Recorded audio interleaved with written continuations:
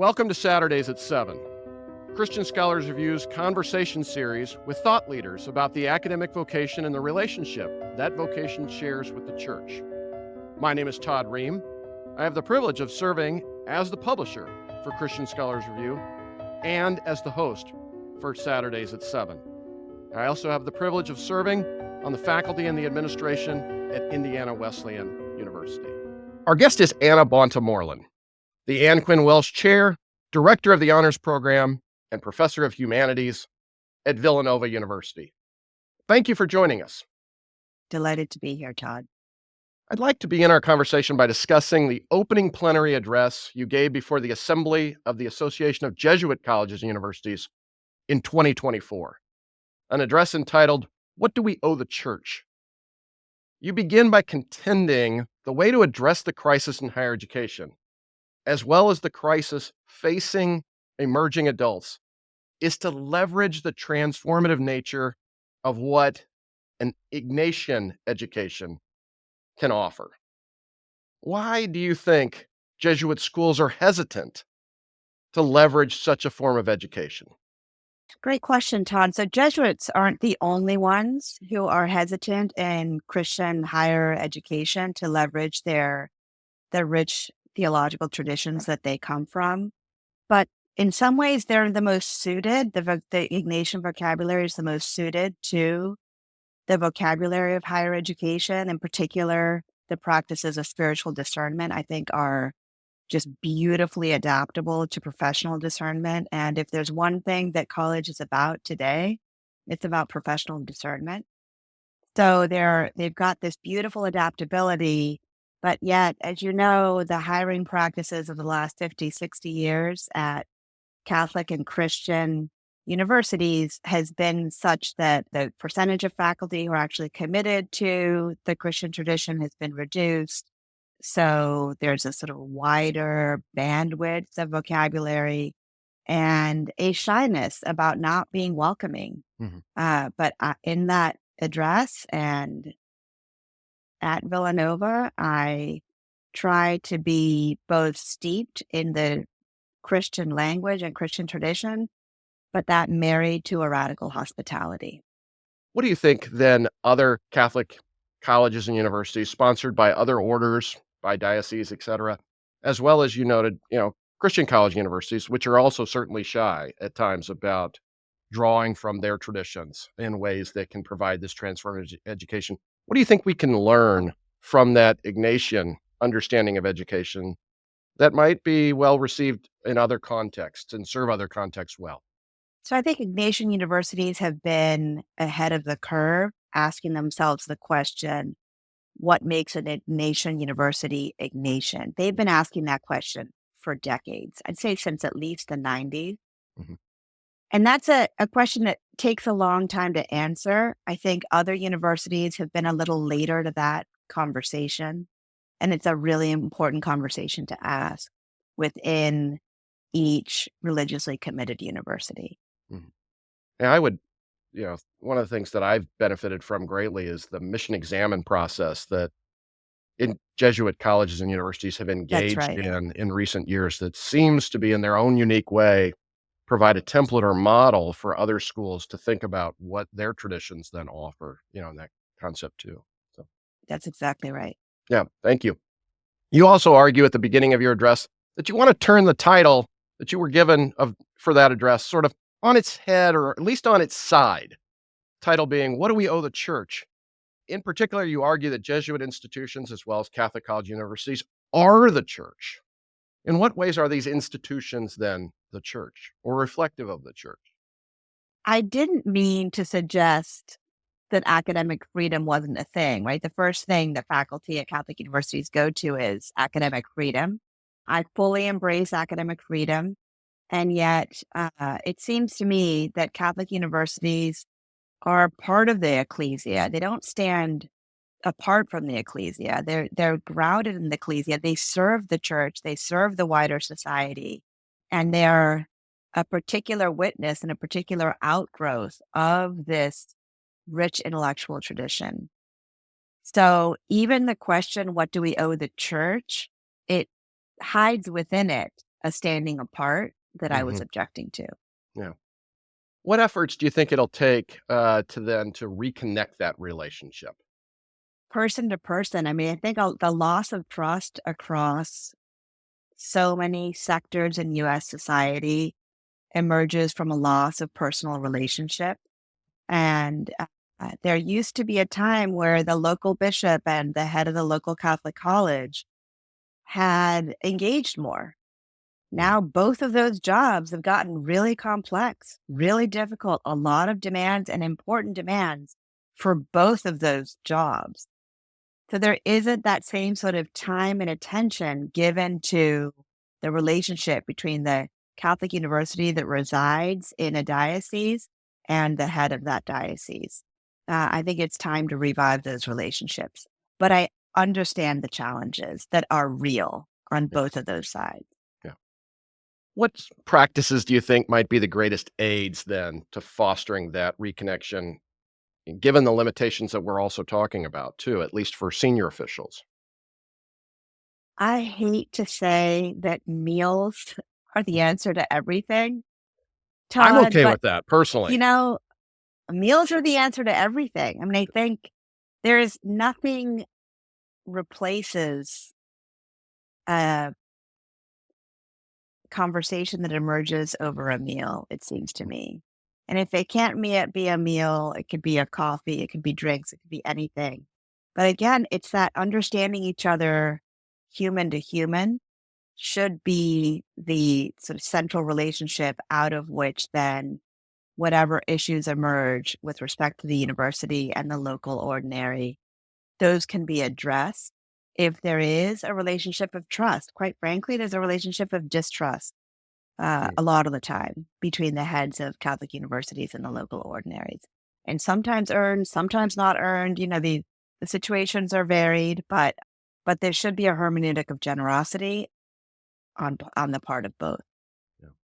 Thank you. In what ways then, if any, do you think the crisis facing higher education and the crisis facing emerging adults is then related to this separation that exists? So my first instinct, Todd, is to respond by saying, yeah, we all wish it were otherwise, but we evangelize in the field that we find ourselves. So there's a temptation among people like me to want to romanticize how things used to be. And I try to really resist that temptation. And it's a discipline to resist that sort of temptation. So, of course, they're related, although that's a complex story to tell. I don't know how far it'll get us to work in the field hospital we're in right now. I'm Mm, throwing around too many metaphors, mhm, but you get what I'm trying to say, I think. mhm. Yeah. Pope Francis, in particular, has utilized this phrase as a way of thinking about the church, and then others have picked up on that and utilized it as a way of thinking about the university and the way the university Exactly. engage with the culture around them. When we welcome new educators to our campus, whether they be curricular or co-curricular educators, in what ways can we introduce them to certain rhythms of the academic life that might incrementally reduce this sense of separation? What ways can professional development, professional formation perhaps help? So I think actually that it's not just faculty, but it's staff. There's a total ignoring of the hundreds of staff that are giving their blood, sweat, and tears to the lives of undergraduates in particular. There are faculty development workshops. There are all sorts of incentives to encourage faculty to understand the vocabulary of a particular university. But I think it's time we include the staff in those conversations. There's an absurd hierarchy at work in these institutions, which sort of as left leaning as higher education is, it's astonishingly archaic in its sort of clinging to hierarchy. So I think universities need to include staff in these professional development workshops, not split them as much as they do. And in particular, we're talking about how to anchor Catholic universities into the vocabulary of their own traditions. That's an effort that should be extended to staff as well. Yeah. Thank you very much. I want to transition now to talking about your own formation as a theologian and as a systematic theologian. You earned an undergraduate degree in philosophy from the University of Maryland, and then an MA and a PhD in systematic theology from Boston College. At what point did you begin to discern that the study of systematic theology was central to your calling and your calling to the academic vocation? So, Todd, thank God we're in the same zip code of age, because when I talk to students about how I came to do what I'm doing, it sounds so utterly foreign to them. Pre-Google, like I had a mentor as an undergraduate who basically decided for me. I thought I was going to continue in philosophy, and he told me I should continue in theology because so many philosophy departments are radically secular around the country, and he knew that faith and reason were at the center of what I was trying to study. So I said, okay. And I'm from Argentina. I went back to Argentina for a year. I graduated early from college and wrote to him and asked him where I should apply. And he told me where I should apply. And then I wrote to him and said, well, where should I go? I got in where you told me to apply. And he gave me the phone number. And just imagine the early 90s in Buenos Aires, Argentina, like landlines are not always dependable. It is a developing country. I call a Jesuit at the time with a booming voice, and that booming voice made the decision for me about where I was going to go. He literally, at the end of the phone call, Father Michael Buckley said, Anna, you will be showing up to Boston College in the fall. I thought I was going to go to University of Chicago. I thought this was just going to be like a rubber stamp, but the booming voice sounded really authoritative. And I did. And honestly, it was providential. BC is where I came to discover who I was, who I wanted to be, in an incredible group of friends. I was shaped to be who I am. Everything I am at Villanova, everything I'm giving at Villanova, I was given at Boston College. Father Michael Buckley, of course, being a legendary educational presence there in the BC community and in Catholic higher education as a whole. Are there any other mentors then who spoke into your life in addition to that booming voice? Yeah. Yeah, so Father Michael Hines was also really instrumental during my time at Boston College. Father Brian Daly, a lot Mm. of priests, quite frankly. And the truth is, priests who are able to give time to us in a way that I have 4 children. I give a lot to my students, but I haven't been able to be that sort of utterly radically generous in the way that these priests were with us. We went on 8-day Ignatian retreats every year. We had evening prayer on Thursday nights at a Jesuit community where the Jesuits were having cocktail hour, and we would walk in and dip into their cocktail hour and then carry to the chapel. I mean, it was just incredible. We volunteered in the soup kitchen. It was so holistic. They taught us that the academic vocation of Catholic theology involved a whole way of living. And they did that not just by what they were teaching us, but in sort of a set of practices that they inculcated in us, and by, quite frankly, how they lived. Yeah, yeah, and invited you into that. That's beautiful. Yeah, Yeah, thank yeah, you. it really was. It was a unique gift. As a philosopher then, and as a theologian, I assume that authors, present Sure, and in particular the past, are important to your formation as a systematic theologian. Do you mind sharing a exactly. few of those and the impact that they've also had? Absolutely, Todd. So I would say that my graduate education was a process of falling in love with Thomas Aquinas and Karl Barth, and a wrestling with that. I felt pulled in 2 different directions. And I guess I still kind of am. I mean, at the end of the day, I ended up studying more deeply into Aquinas, but but but reading deeply in both of those figures was incredibly formative. for everything. I mean, I remember thinking that nothing was more demanding outside of my marriage. Writing that dissertation was the most demanding experience of my life. Hmm. It called out from me more than I thought I could give. It demanded more from me, as marriage does too. It Mhm. just demands more from you. It was an incredible privilege. And Michael Buckley was absurdly demanding. I think I wrote 30 drafts of chapter 1 of my dissertation.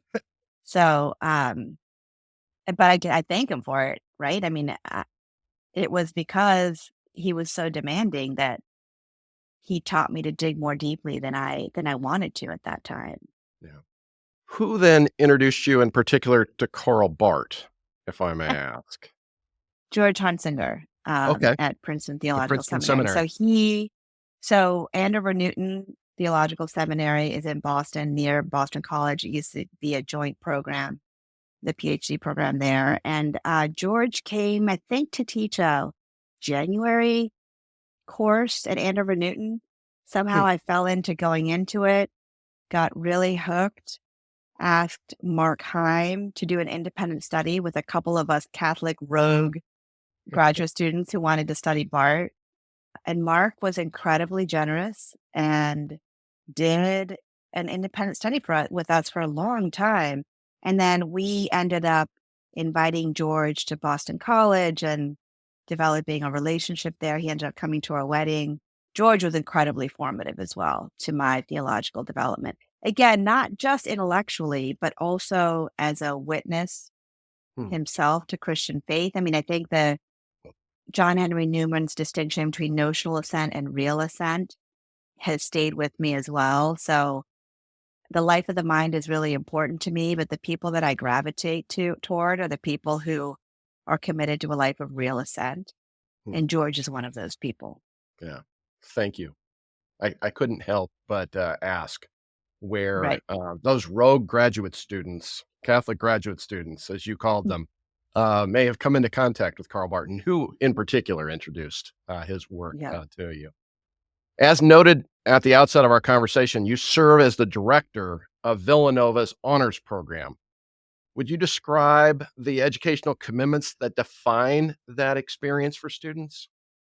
Yeah. So the honors program serves the top 10% of Villanova's undergraduate student body, but in a way that's countercultural. So we take these really top students and we encourage them to downshift and to Mm. walk through their education in an intentional way.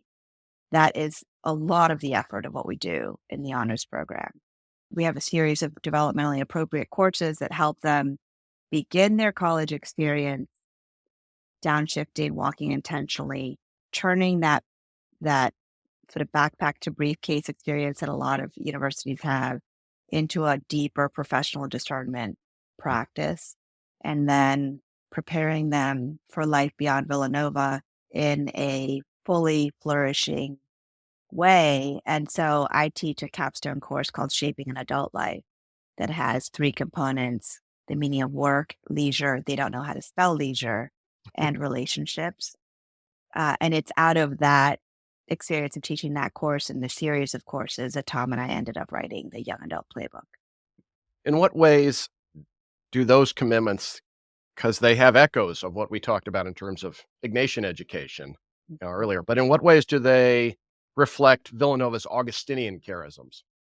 So they very much do. And I'm actually part of a very lively conversation right now about thinking about the Augustinian charism in Mm. relation to the character education that is part of a more national conversation, purposeful education and character education. I would say that at an Augustinian university, we don't learn alone. Mm. Every learning that we do, whether it's in the lab or it's in the library or around a seminar table, is in community. And St. Augustine is the model. So every freshman at Villanova reads Augustine's Confession and then hopefully encounters pieces of the Confessions and pieces of Augustine throughout their education. It's a very teachable text. So both it's a deeply communal learning experience, and the honors program, the living and learning cohorts, even just the attention that we have toward community is rooted in the Augustinian charism. There's a softness to the Augustinians, sort of a localness and a softness, and the softness to Villanova as a result that I hope we're always able to hold on to and treasure. Yeah.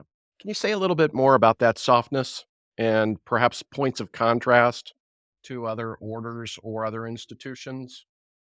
In what ways does it make Villanova unique or distinct? So Villanova's risen, its star has risen since I arrived in 2006, and in my almost 2 decades at Villanova, the star has definitely risen, but it still has a mom and pop shop feel to it. It has a nest feel to it that not a lot of universities that are as resource rich as Villanova still have. A lot of universities have gotten really professionalized in the way and slick, as in the ones whose coffers have been filling. Do you see what I'm saying? And Villanova still has that kind of gritty Philadelphia local feel, so much so that I have 2 children right now there, and faculty and advisors and staff have attended to my own children and noticed when they've, say, been missing classes, or noticed when, I mean, the president of the university noticed when my son cut his hair. So that's a real attention to the local that I think Villanova very much has, its leadership has, and I just hope we never lose it.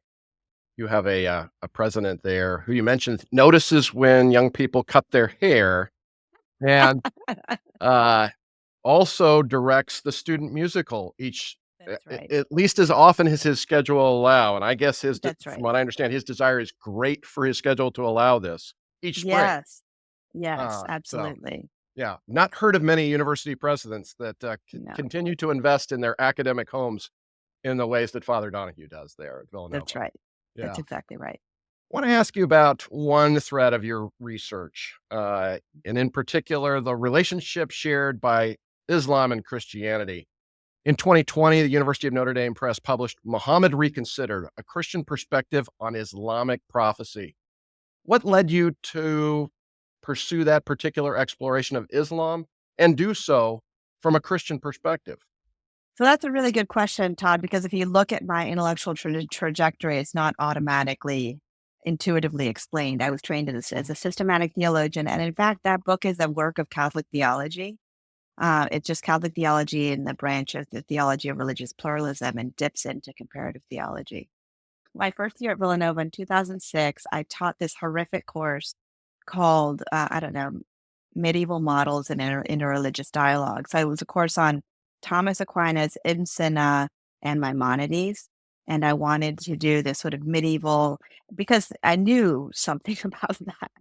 But it was a typical rookie mistake, typical insofar as I was asking undergraduates to read primary texts that they were not at all equipped to read. It was just too technical. It was like a grad course at the undergraduate level. I mean, they were very gracious that semester.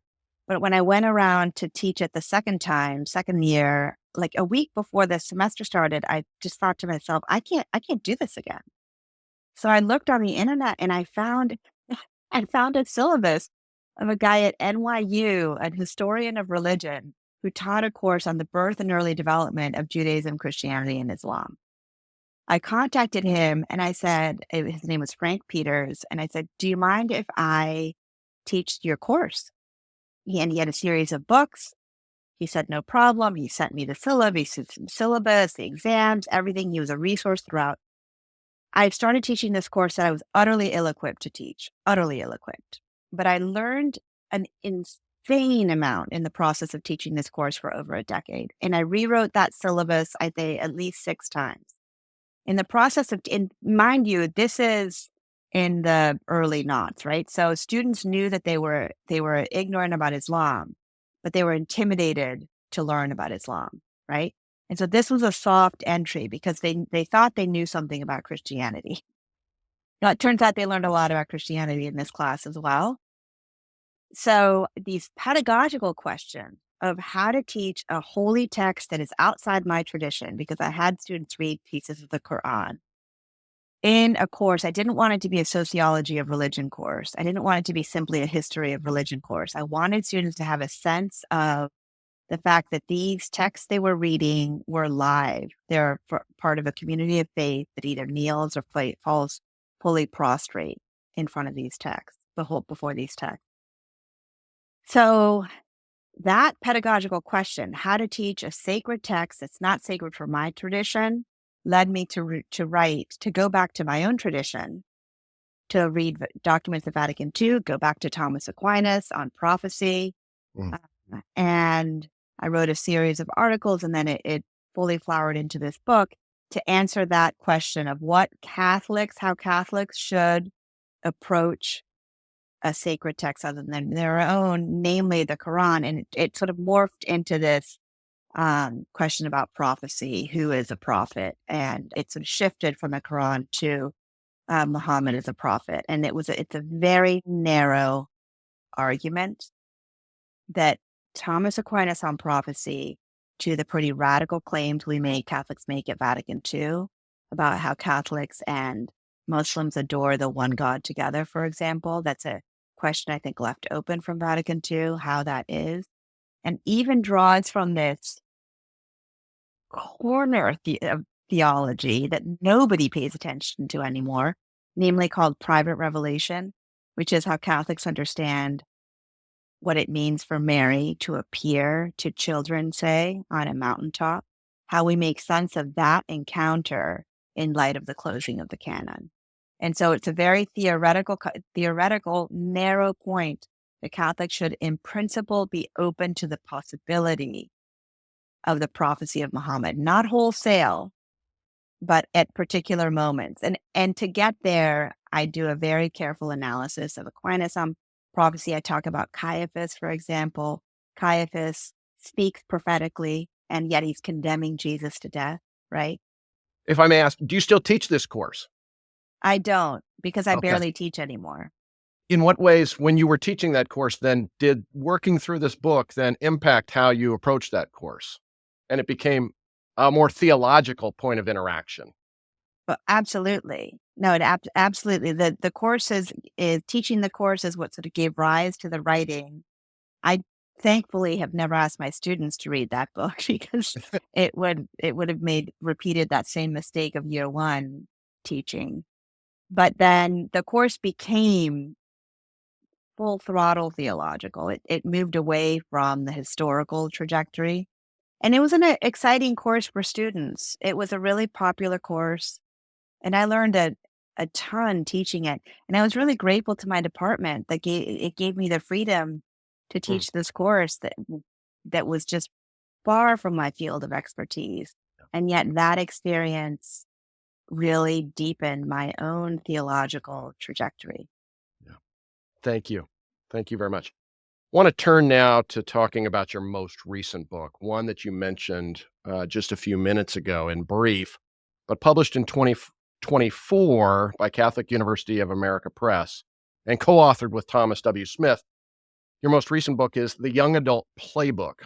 On the surface, this book seems to be a departure again from That's your right. previous book-length projects. And maybe that's how you get inspired for a book project and to take one on. But what led you to pursue Yeah. the creation of a resource designed to meet the needs of young people during these critical years in their lives?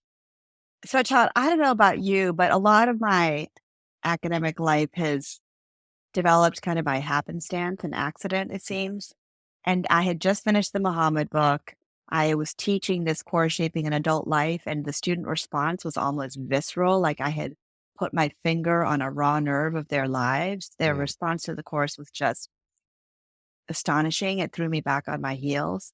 And so I thought, well, maybe I should write a book on this as a palate cleanser because the book that I'd written on Muhammad on prophecy was highly technical and academic.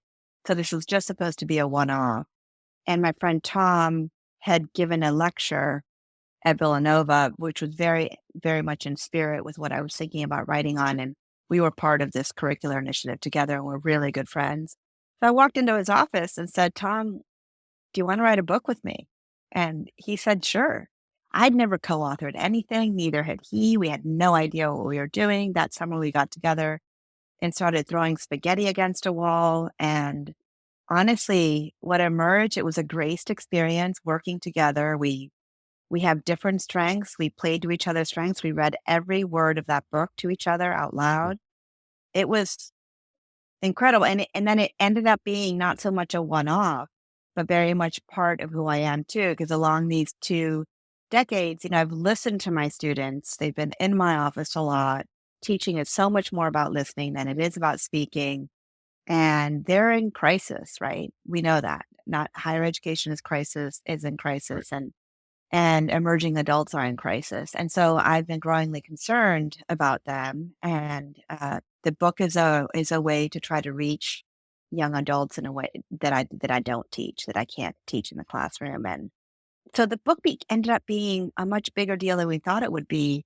It also, like, it teaches really well in high schools, and parents and grandparents and counselors, like adults who don't understand what's going on with this generation, are able to get a window into this generation. The book gives them that. So people who care about emerging adults also have found it really useful, and helpful and insightful. And mostly because we've included a lot of a lot of student stories that end up sounding like their nieces or nephews or grandchildren, or um, even therapists have found it helpful. So it's worked on multiple levels in a way that we didn't even anticipate. Yeah. One of the things I thought that was compelling about your book was, as we've talked about, it's written for a particular audience in terms of its explicit use, but it also has a resource level use to it that seems to have become quite beneficial to, as you mentioned, parents, grandparents, teachers, coaches, etc. How do we get our hands around how to be the best partners in traveling through these years with young people? And it seems to really hit a nerve there also. Yeah, I think that's right. I mean, to be frank, Todd, when Tom and I have gone around the country and spoken about this book, I would say almost without exception, somebody has ended up in tears. Either a young person or an older person. That nerve that I said that I struck in that class, the book, it turns out, also strikes a nerve. Mm. It just people feel kind of seen and heard and noticed, in particular with the epidemic of loneliness, but not just with that, in a way that is really a joy to see, but we wouldn't have anticipated that necessarily. Yeah, thank you. For young adults, then, who utilize this book in some capacity, what habits do you hope they will develop? And then what outcomes, in sort of a broad general sense, reflective of those habits, do you hope then continue to serve them well through their lives? So I use the book in teaching this course, Shaping an Adult Life, and the book reframes, it builds vocabulary, it introduces practices, and it gives them hope. So it's not just a diagnostic kids these days kind of book, but it's very hopeful. And I think so many emerging adults have lost hope for themselves before they're even out of the gate. Hmm. And this book tries to arm them with hope and tries to encourage them to throw their fears into the back seat and their hopes and dreams into the seat. There are little changes emerging adults have made in reading this book that have made a big difference. I'll just name 3 concrete instances that I'm thinking of right now. One, didn't go to law school. Law school as default option. Huge win for me. Two, and he might go to law school later on, but not law school as default. Two, deleted Instagram. All of a sudden, you've got 5 extra hours in your day forever. I don't mean deleted Instagram for 7 days. I mean deleted Instagram. Changed her life. Third, ask somebody out on a date. Turns out, Todd, it's revolutionary, and students have no idea how to do it. And students have done it and come back to me. And I've even had alumni 5 years out send me an email and say, Dr. Moreland, I finally did it. I went out on a date. It was so great. And I'm thinking to myself, oh my gosh, if you had started this 5 years earlier, but at least at 25, it's better than at 40 being alone. So those are three just particular concrete, but they're all sorts of possibilities. Yeah. When you think about those habits and practices then and the ways students have responded, are there ways we should be thinking about reforming our engagement as colleges and universities, church-related college and universities, with the students that we're striving to serve? Are there things that we should be encouraging or weaving into our curricular and co-curricular points of contact with them? It's just like a gigantic question. It's hard to know.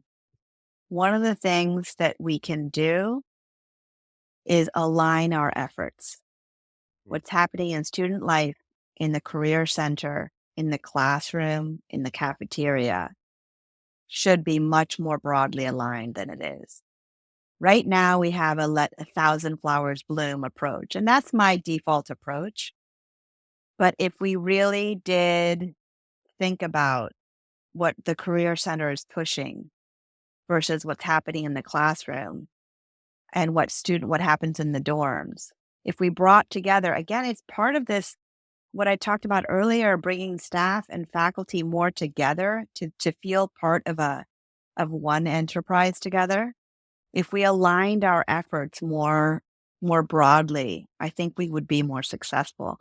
Now, what's obviously challenging about that is that you can't do it in a top-down authoritarian manner, right? So to the implementation of this, again, would just have to be a series of facilitated conversations Mhm. where you learn. So, for example, I'm having somebody from the University Counseling Center come talk to my staff about the resources that the counseling center offers, because it turns out we have two psychiatrists now. I didn't know that. Faculty and staff should know that, should know really concretely what their University Counseling Center, what the resources are, and be able to say, why don't you contact Allie? As opposed to why don't you call the University Counseling Center? Sort of aligning those different efforts. We're all rowing in the same direction, but to weave us rowing in the same direction a little bit more in a more unified way. I'm sorry, I just mixed a metaphor again, but I'd say that's what we can do. Yeah. Thank you. As our time now, unfortunately, is beginning to become short, I want to shift to talking about the academic vocation and your understanding of it in this point in time in which we live. And start by asking, as a systematic theologian, what qualities and or characteristics are definitive of the academic vocation? The love of the chase, the love of the question more than the answer, sort of keeping the enterprise alive and organic. And we can model it for our students. If we're learners along our students, it becomes an exciting and alive enterprise, as opposed to this sort of, because the word, even the term systematic theologian is such a misnomer. There's nothing systematic about systematic theology. And it's such a sort of enlightenment term, right? But the love of the question and we're seeking truth, beauty, and goodness together right now on the shoulders of giants. It makes it exciting and new, and yet not forgetting the past, not forgetting that we're asking these questions on the shoulders of giants. Yeah. What virtues, then, intellectual or moral, prove critical to cultivate then in order to exercise this understanding of the academic vocation? Humility, number one. And that, unfortunately, when you've been teaching easily enchanted 18 to 22-year-olds for decades, that does not foster humility in faculty. Faculty think that we're so interesting when really we've been interesting for sort of cohorts of people who are easily enchanted in what we have to say. And Mhm. so we're really not that interesting. So inculcating the discipline of humility in some ways to counteract the academic practice, I think, is very crucial. and honesty. Relentless commitment to honesty, I think, is really important as well. Honesty with oneself, but then honesty as one engages questions with others. I'm going to go with those two. And perhaps the answer to this question then can be, in some ways, derived from what you just said in terms of vices. And what vices do we who are committed to the academic vocation need to be vigilant about, guard against in terms of taking hold in our own lives? Obviously, pride. I Mm. mean, it's just so obviously pride. I'm the daughter of an academic, and I grew up. We were 4 children growing up, and we ate dinner together at night together every night. And my father ran the dinner table like a seminar table, and I remember thinking, I don't want to do that. So pride is. I mean, my father was amazing. By the way, so many great gifts and a role model for me in a lot of ways, but the liking to be listened to is Mm. just a problem. How do you think we expose that, counteract that, address that? On our knees in prayer, Yeah, uh, we need divine help. yeah, yeah. Thank you. As we close now, I want to return to the themes that you explored in your 2024 ACJU plenary address and ask in particular, in what ways is the health of the academic vocation as we exercise it on Catholic and Christian college campuses related to the health of the relationship that our institutions share with the church? Is there a correlation between the relationship the church shares and the university shares with then the vitality and the manner in which we go about our work as individuals committed to the academic vocation? 100%. I mean, to be frank, I think prayer is at the center. It's at the center both at the institutional level. So having liturgy be a focus at the university. If the universities, if the faculty, staff, and students are praying together, you're liturgically enacting the fact that you're part of this larger ecclesia.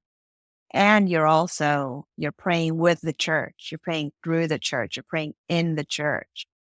So liturgy is the place where it all comes together. So an attention to liturgy, an attention to inculcating prayer practices, all of those, I think, are the key to working harmoniously, both at the institutional level with the local church and with the church tradition, but then also at the more particular one's own academic vocation. If I'm not doing daily prayer, I'm failing as an academic theologian.